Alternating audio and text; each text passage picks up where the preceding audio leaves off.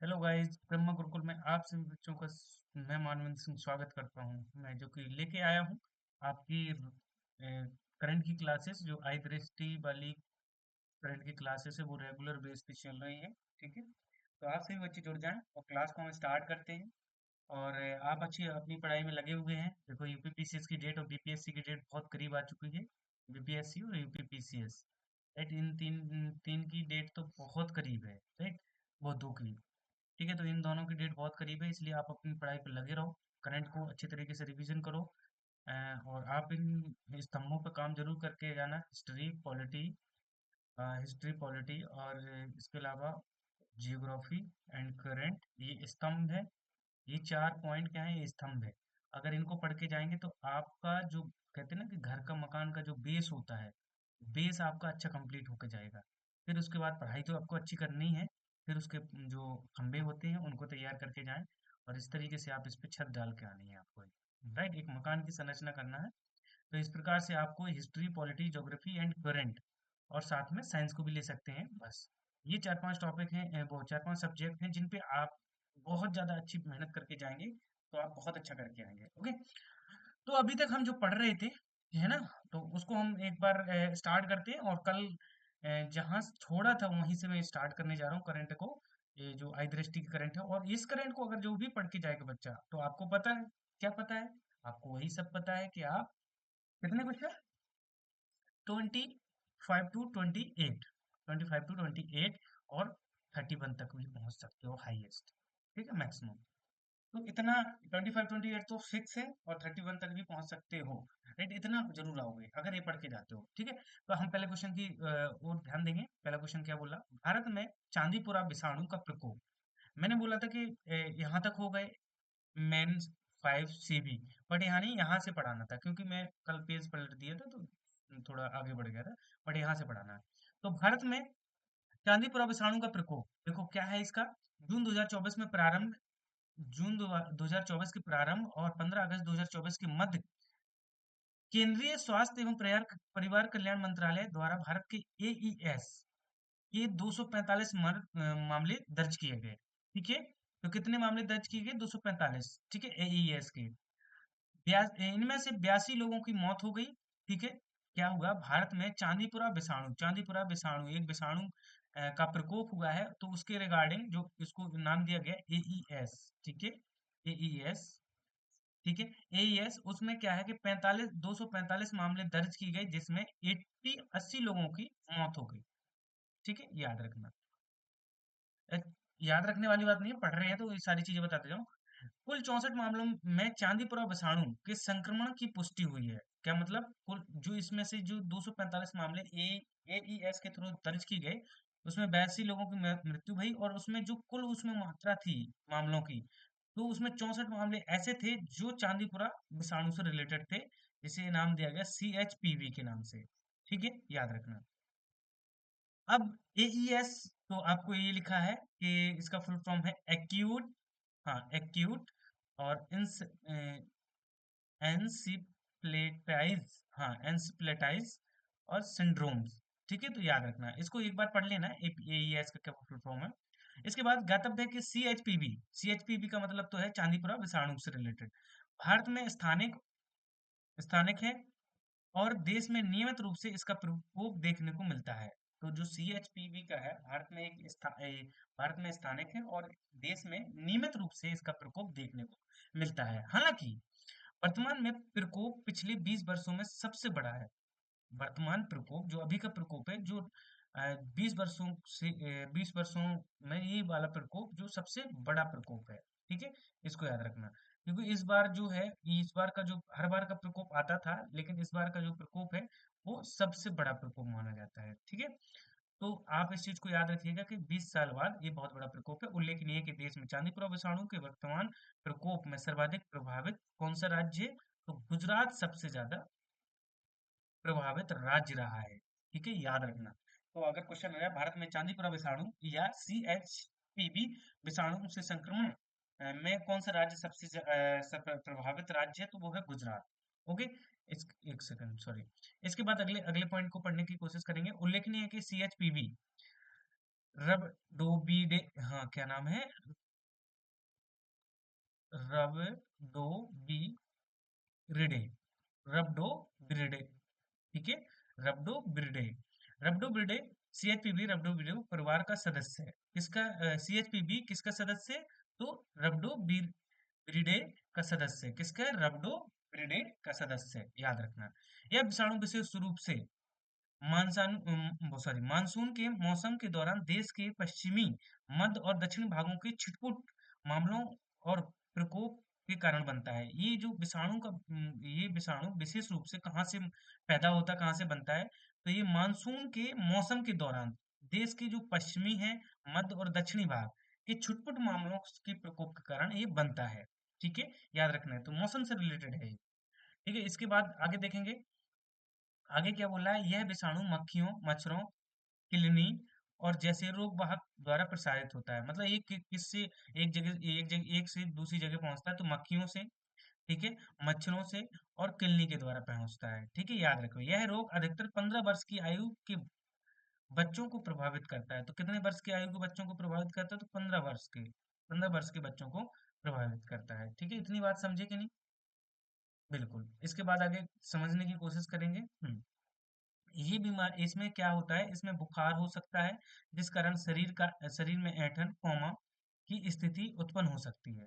मतलब शरीर इनमें बुखार हो सकता है, और जिसके कारण शरीर में एक ऐसा होता है ना, ऐंठन सी बनी रहती है, थोड़ा सा दर्द सा रहता है, और कोमा की स्थिति उत्पन्न हो सकती है, और कुछ मामलों में मृत्यु तक हो सकती है। ठीक है, तो ये समझ गए कि जो मैंने ये बताया है कि चांदीपुरा विषाणु, ठीक है, चांदीपुरा विषाणु किस प्रकार का है भारत का, तो आप समझ गए होंगे।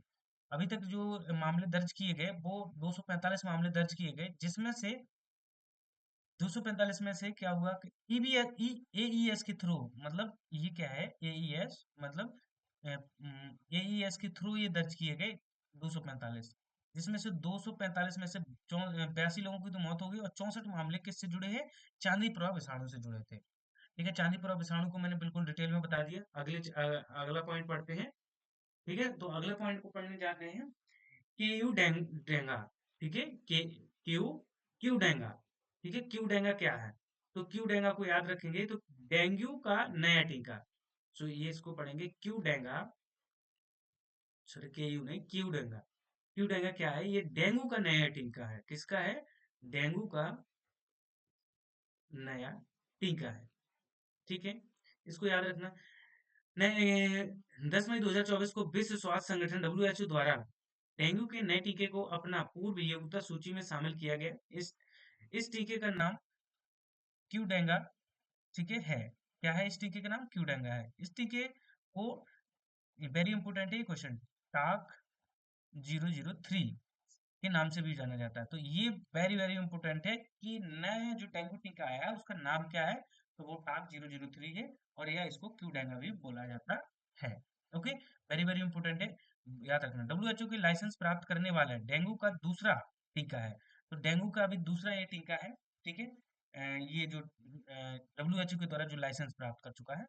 इस टीके को जापान स्थित टकेडा फार्मास्यूटिकल कंपनी लिमिटेड द्वारा, तो टकेडा एक दवाई कंपनी है जिसने बनाया है, इसको विकसित किया है। ठीक है, इसको टाक 003 को, या इसको क्यूडेंगा बोलते हैं। यह एक जीवित क्षणित क्षणित टीका है।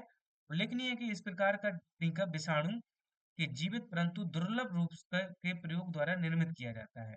WHO के डेंगू के उच्च प्रकोप और संचरण तीव्रता वाले क्षेत्रों में 6 से 16 वर्ष आयु वर्ग के बच्चों को टाक 003 का प्रयोग की सिफारिश की है। मतलब कहने का मतलब क्या है कि WHO ने डेंगू के उच्च प्रकोप और संचरण तीव्रता वाले क्षेत्र, जहां पर बहुत ज्यादा ये डेंगू फैला हुआ है, वहां 6 से 16 वर्ष की आयु के लिए टाक 003 का प्रयोग की सिफारिश की है।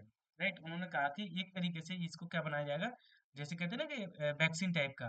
ठीक है, हाँ, तो 1 से 16 वर्ष के बच्चों को सबको लगा दी जाएगी, तो जिससे डेंगू होने के बहुत कम चांसेस रहेंगे। ठीक है, इसको मतलब मंजूरी मिली है।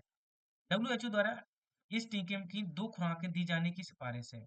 ठीक है, याद रखना कि तो कितनी खुराकों में दिया जाएगा? तो 2 खुराकों में दिया जाएगा। इन दोनों खुराकों के मध्य 3 माह का अंतराल होगा। तो 3 माह का अंतराल होगा, और कितनी खुराकें दी जाएंगी? 2 खुराक। ठीक है, 2 खुराक। इसके बाद उल्लेखनीय है कि इसके पूर्व डब्ल्यूएचओ ने डेंगू के, हाँ, डेंगवैक्सिया, क्या नाम है, डेंगवैक्सिया नामक टीके को लाइसेंस प्रदान की थी। तो मतलब देखो पहले 2 टीके अभी तक चल रहे हैं, तो एक का नाम है डेंगवैक्सिया, याद रखना एक एक चीजें, ठीक है, मैं लिख भी देता हूँ और आप याद भी करें, डेंगवैक्सिया। और दूसरे का नाम है, क्या नाम है दूसरे का नाम? टाक 003। ठीक है, इसको ही हम किस नाम से बुलाते हैं? तो अभी जस्ट हमने पढ़ा है क्यूडेंगा। किस नाम से बुलाते हैं टाक 003 को? क्यूडेंगा। ठीक है, क्यूडेंगा। इसके बाद बाकी सारी चीजें पढ़ चुके हैं। ठीक है, और डेंगवैक्सिया CYTTD के नाम से, मतलब इसका दूसरा नाम जो डेंगवैक्सिया है, इसका मतलब इसका जैसे टाक 003 है, किसका? क्यूडेंगा का, इसे इसका नाम है CYD TDV। ठीक है, इसको इस नाम से जानते हैं। तो ऐसे इस तरीके से आप अपने नाम याद रख सकते हैं। बाकी आपको, मुझे लगता है कि 2-3 बार आप इसको एक बार रिकॉल करेंगे तो आप समझ जाएंगे। अब डेंगू तो जानते हो, डेंगू क्या है? तो डेंगू एक विषाणु जनित रोग है। डेंगू कैसा रोग है? तो क्वेश्चन आ जाता है कि डेंगू कैसा रोग है, तो डेंगू एक विषाणु जनित रोग है। ठीक है, याद रखो, जो लोगों में मच्छर द्वारा प्रसारित होता है। डेंगू वायरस संक्रमित मादा मच्छर मुख्य रूप से एंडीज, हाँ, मच्छर के काटने से मनुष्य में प्रसारित होता है। मुख्य रूप से डेंगू वायरस के 4 प्रकार होते हैं जो अलग अलग होते हैं, कुछ भी आपस में घनिष्ठ रूप से संबंधित हैं। ठीक है, कुछ और अलग अलग होते हुए भी आपस में घनिष्ठ रूप से संबंधित है। ठीक है, तो डेंगू समझ गए। डेंगू एक किस प्रकार का रोग है? विषाणु जनित रोग है। किस मच्छर से फैलता है? मादा मच्छर से फैलता है। एंडीज मच्छर होता है ना, जो एंडीज इजिप्टी जो मच्छर होता है, उससे मुख्य रूप से फैलते हैं। ठीक है, इसके लिए 2 वैक्सीन बनाएंगे, डब्ल्यूएचओ ने उनको दोनों को मान्यता दे दी है। तो एक का नाम है डेंगवैक्सिया, जिसे CYD TD भी बोलते हैं, और दूसरा है क्यूडेंगा, जिसको टाक 003 में बोलते हैं।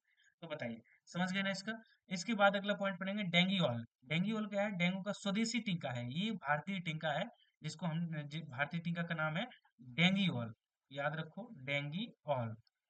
ठीक है, ये अपना खुद का स्वदेशी टीका है। तो ये का 14 अगस्त 2024 को भारत की पहली बार है डेंगू के किसी टीके के तीसरे चरण, मतलब इसका तीसरे चरण की नैदानिक परीक्षणों का शुभारंभ किया गया। तो इसका 3rd चरण स्टार्ट हो गया चेक करने का।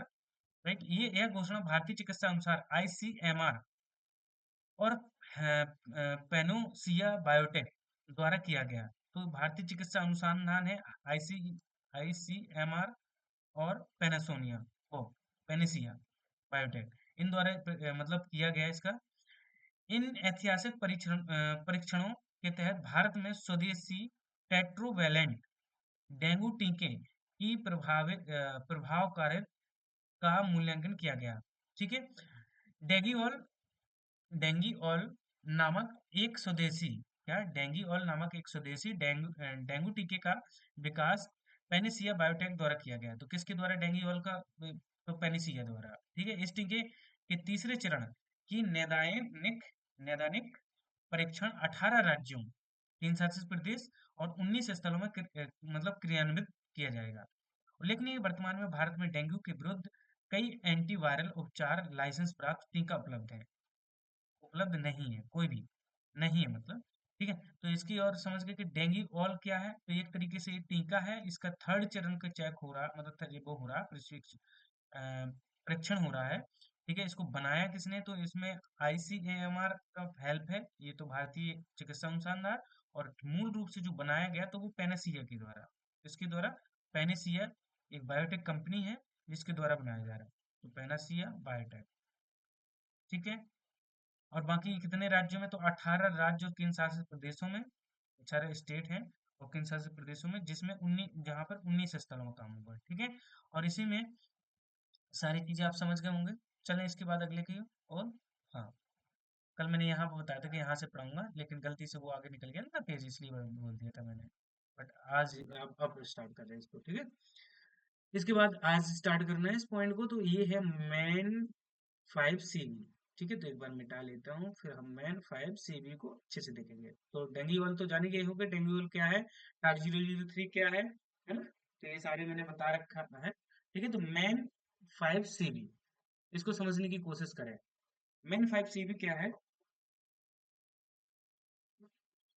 एक सेकेंड। हाँ, तो मेन 5 सीबी के बारे में देखेंगे। हाँ, मेनिनजाइटिस का 5 in 1 टीका। ठीक है, मेनिनजाइटिस का 5 in 1 टीका है, तो उसको नाम दिया है मैन 5 सीबी। ठीक है। अब 12 अप्रैल 2024 को विश्व स्वास्थ्य संगठन डब्ल्यूएचओ द्वारा जारी वक्तव्य के अनुसार मेनिनजाइटिस से निपटने के लिए के लिए एक नए 5 in 1 टीके को लॉन्च करने वाला नाइजीरिया विश्व का पहला देश हो गया। तो मेनिनजाइटिस के लिए, इनसे निपटने के लिए मैन 5 सीबी टीका किसने लॉन्च किया है? तो Nigeria is the very important point है, तो आपको ये याद रखना। ठीक है, नाइजीरिया विश्व का क्या हो गया? पहला देश बन गया। इस टीके को ठीक है, इस टीके को डब्ल्यूएचओ की अनुशंसा पर लॉन्च किया गया। ठीक है, इस टीके का नाम क्या है? मैन 5 सीबी, ये तो मैंने लिख ही दिया। इसके बाद यह है टीका, हाँ, मैनिगो हाँ मैनिंगोकोल कोकल जीवाणु, क्या? मैनिन या सॉरी मैनिगो मैनिगो का फल जीवाणु। एक बार तुम भी पढ़ लेना, क्योंकि ऐसे वर्ड है ना, तो थोड़ा सा शायद मेरे से थोड़ी गलतियां हो। कि 5 प्रमुख नस्लें हैं ACWY-X के विरुद्ध प्रतिरक्षा प्रदान करता है। उल्लेखनीय है कि उपर्युक्त 5 नस्लों मेनिंजाइटिस का कारण बताती हैं। कर्तव्य है कि मेनिंजाइटिस एक गंभीर संक्रमण है जो मस्तिष्क और रीढ़ की हड्डी को आच्छादित और उनकी सुरक्षा करने वाली झिल्लियां में सूजन का कारण बताती हैं। ठीक है, इसके बाद आगे देखेंगे। यह रोग क्या बता रहा है? यह रोग विषाणु, कवकों और परजीवी की कई प्रजातियों का कारण हो सकती हैं। तो इस देखो, जो मैन 5 सीबी, ये क्या है? ये एक तरीका का टीका है, किस रोग के लिए? मेनिंजाइटिस के लिए। ठीक है, अब मेनिंजाइटिस के लिए एक टीका है। तो मेनिंजाइटिस रोग कैसा होता है? तो ये सर में हेड मतलब सर में होता है और रीढ़ की हड्डी, ठीक है, जो रीढ़ की हड्डी होती है वहां पर होता है। ठीक है, तो अब उसमें जो जो भी जैसे भी बीमारी होती है, राइट, मस्तिष्क मतलब मस्तिष्क में होता है, रीढ़ की हड्डी आच्छादित होती है उसको सुरक्षित करने के लिए। ठीक है, तो ये सारी चीजें समझ गए होंगे आप। ठीक है, इसकी जो है मेनिंजाइटिस, ये जो बनी है दवा, ठीक है, इस टीका की, इसकी 5 नस्लें हैं, मतलब एक तरीके से 5 नस्लों, प्रमुख नस्लें हैं। तो कौन कौन नस्लें हैं याद रखना? ACWY-X, ठीक है, कितनी होंगी? 5 होंगी। ए और सी हो गई, WXY, ठीक है, WYX या XY। ठीक है, तो ये 5 नस्लें हैं जो कि ये यूज किया है। इसी प्रकार से इसका नाम है मैन 5 सीबी। कहाँ पर, किसकी अनुशंसा पर? तो डब्ल्यूएचओ की अनुशंसा पर किसने लॉन्च की, मतलब किसने बनाया? तो ये बनाया नाइजीरिया। ठीक है, समझ गए इतना? बताओ, समझे कि नहीं समझे? समझना तो पड़ेगा ही। ठीक है, अब चलते हैं अगले पॉइंट की ओर। अगला पॉइंट क्या बोल रहा? अगला पॉइंट बोल रहा है, हाँ, ग्लोबल हाइपेटाइटिस। क्या? Global hepatitis report. तो हाइपेटाइटिस रिपोर्ट 2024 ग्लोबल की आ गई है, पूरे विश्व की। तो देखो, विश्व स्वास्थ्य संगठन ने 19 अप्रैल 2024 को ग्लोबल हाइपेटाइटिस रिपोर्ट 2024 जारी की गई। इस रिपोर्ट के अनुसार निम्न और मध्यम आय वाले देशों में पहुंच के लिए कार्रवाई कार्रवाई के विषय पर ध्यान केंद्रित करते हुए तैयार किया गया। यह रिपोर्ट विश्व भर में 187 वो सॉरी 187 देशों, ठीक है, कितने देश शामिल किए गए? मैं हेपेटाइटिस के मामलों को आवश्यक वायरल हेपेटाइटिस सेवाओं को कवरेज पर नवीनतम अनुमान प्रस्तुत करती है। वर्ष 2024 में प्रकाशित यह रिपोर्ट वायरल हेपेटाइटिस महामारी विज्ञान सेवा कवरेज और उत्पाद पहुंच पर विश्व स्वास्थ्य संगठन की पहली समेकित रिपोर्ट है। तो ये डब्ल्यूएचओ इसको मतलब रिपोर्ट को ला रहा है कितने देशों के साथ? इस कौन सी रिपोर्ट है, नाम क्या है? तो हेपेटाइटिस, ग्लोबल हेपेटाइटिस। ठीक है, हेपेटाइटिस, हेपेटाइटिस, ठीक है, याद रखिए। और डब्ल्यूएचओ ने इसको प्रस्तुत किया है, और ये डब्ल्यूएचओ की फर्स्ट हेपेटाइटिस से रिलेटेड रिपोर्ट है। ठीक है, पहली रिपोर्ट है। इसके बाद वर्ष 2022 में वायरल हेपेटाइटिस में लगभग 1.3 मिलियन लोग की मृत्यु हुई है। तो 2022 में टोटल जो हेपेटाइटिस से रिलेटेड जो मौत हुई है वो कितनी 1.3 मिलियन लोगों की मौत हुई है। जो हुई है हुई जो तपेदिक जिसे टीबी बोलते हैं से होने वाली मौतों की संख्या के लगभग बराबर है। तो मतलब टीबी जितनी टीबी से मृत्यु हुई हुई है उतनी हेपेटाइटिस से मृत्यु हुई है। ठीक है, तो दोनों ये क्या है, टीबी और हेपेटाइटिस दोनों सेम बीमारी मानी जा रही है। समझे कि नहीं? तो टीबी से जितनी, तो इस प्रकार से क्योंकि टीबी भी भयानक रूप से फैली हुई है। पर 2022 में कोविड 19 के बाद वायरल हेपेटाइटिस तथा तपेदिक विश्व की संचारी रोगों से होने वाली मृत्यु का दूसरा प्रमुख कारण बना है। तो मतलब कहने का मतलब है कि पहले नंबर पर जो मृत्यु होती है, ठीक है, एक सेकंड रुकना, इनको मिटा के बताता हूँ। यही क्वेश्चन आ जाए कि पहले नंबर पे मृत्यु किसकी होती है, दूसरे पे किसकी। तो इस प्रकार से, तो पहले जो बीमारी से लोग मरने वाले होते हैं, तो सबसे ज्यादा लोग जो मारे गए पूरे विश्व में, तो वो मारे गए टीबी से। ठीक है, पहला। दूसरी बात है, दूसरी हेपेटाइटिस एक ऐसी बीमारी है, वायरल हेपेटाइटिस, ठीक है, जिससे लोग मारे गए हैं। तो ये बताओ, इससे 1.3 मिलियन मारे गए, तो इससे और ज्यादा मारे गए होंगे टीबी से, है ना? तो पहले पे टीबी और दूसरे पे हेपेटाइटिस से मारे गए लोग हैं। समझ गए कि नहीं? इसके बाद समझने की कोशिश करिएगा। अगला पॉइंट क्या बोल रहा है कि 10 देश वायरल हेपेटाइटिस बी एवं सी से लगभग 2/3 वैश्विक मामलों के लिए उत्तरदायी है। इन 10 देशों में चीन, Bharat, Indonesia, Nigeria, Pakistan, Ethiopia, Bangladesh, Vietnam, Philippines या रूसी संघ। मतलब कहने का मतलब है कि 10 देश वायरल हेपेटाइटिस बी और सी, वायरल हेपेटाइटिस बी और सी के लगभग 2/3 वैश्विक मामले के लिए उत्तरदायी हैं। कौन कौन से देश? ठीक है, तो उसमें चाइना आ जाता है, इंडिया आ जाता है, उसके बाद इंडोनेशिया आ जाता है, इंडो, नाइजीरिया, ठीक है, पाकिस्तान, इथियोपिया, बांग्ला बांग्लादेश, और उसके बाद वियतनाम, फिलीपींस और रूसी संघ। तो ये 1 2 3 4 5 6 7 8 9 10, ये 10 देश हैं जो हेपेट जहां पर सबसे ज्यादा हेपेटाइट का बी और सी फैला हुआ है। ठीक है, वर्ष 2022 में हेपेटाइट बी 50% वैश्विक मामलों के लिए 3 देश हैं। कौन कौन? सबसे ज्यादा जो हेपेटाइट बी रोग फैला है वो सब 3 देशों में फैला है, जिसमें चाइना, इंडिया और इंडोनेशिया। ठीक है, ये हेपेटाइट बी के लिए, हेपेटाइट सी के 50%, सॉरी हेपेटाइट बी के कितने 50% मामले यहीं से प्राप्त हुए हैं। ऐसे हेपेटाइट सी के 50% मामले कहाँ से प्राप्त हुए हैं? तो वहां भी चाइना, इंडिया, इंडोनेशिया, पाकिस्तान, रूसी संघ और यूएसए। ठीक है, तो इसमें अगर कॉमन कॉमन देखा जाए तो चाइना और इंडिया में हेपेटाइट सी और बी बहुत तेजी से फैला है, मतलब 50% मामले दोनों के यहीं से प्राप्त हुए हैं, है ना? अब कुल हेपेटाइट बी संक्रमण के मामले में चीन 31 के बाद भारत दूसरा स्थान है। मतलब सबसे ज्यादा हेपेटाइट के मामले में चाइना पहले नंबर पे है। तो आपको याद रखना कि चाइना में जो हेपेटाइट के मामले हैं वो 31.5% है। सोचो, वैश्विक स्तर पर हेपेटाइट बी के कुल मामले में भारत की हिस्सेदारी 11 जो हेपेटाइट बी है, ये बी के बारे में बताया मैंने। चाइना में हेपेटाइट बी की हिस्सेदारी कितनी है चाइना की? तो 31% और इंडिया की है 11.7%। सोचो, तो चाइना में 31.5% हेपेटाइट बी की है, और भारत की कितनी है इंडिया की? तो इंडिया की 11.7 है, देखो सामने ही लिखा है। ठीक है, तो मैं इसलिए हेपेटाइटिस सी से संक्रमण कुल भारत का स्थान पाकिस्तान के बाद दूसरा है। मतलब कहने हेपेटाइट सी संक्रमण के कुल मामलों में भारत का स्थान पाकिस्तान के बाद है।